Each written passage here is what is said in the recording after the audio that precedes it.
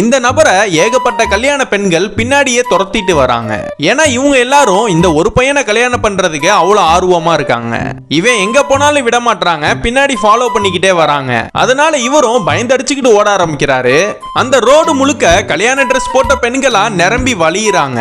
இந்த ரோட்டை விட்டு வேற ரோட்டுக்கு தப்பிச்சு போயிடலான்னு பார்த்தா அங்கேயும் அந்த கல்யாண பெண்கள்லாம் துரத்திக்கிட்டே இருக்காங்க. ஏன் இப்படி ஒரு பைத்தியகாரத்தனமா அந்த பெண்கள்லாம் பண்ணிட்டு இருக்காங்கன்னா, இந்த பையனுடைய தாத்தா $100 மில்லியன் மதிப்புள்ள ஒரு சொத்தை விட்டுட்டு போயிருப்பாரு. இவரோட சொத்துனா இவனுக்கு வரணும்னா இவனுடைய 30வது பர்த்டே அன்னைக்கு ஈவினிங் 6:05க்கு இவன் கல்யாணம் பண்ணணும். இன்னைக்கு தான் இவனுடைய பர்த்டே.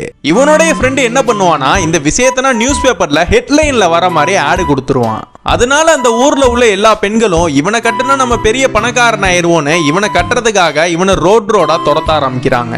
இவன் அவங்க கிட்ட இருந்து தப்பிச்சு ஒரு உயரமான இடத்துல ஏறி நின்றுறான். ஆக்சுவலா இவன் வேற ஒரு பொண்ணை லவ் பண்ணுவான். அவளும் இவன் இருக்கிற இடத்த தேடி வந்துருவா. அவளை மேல வர சொல்லிட்டு கடைசியில அவளையே கல்யாணம் பண்ணிக்கிறான்.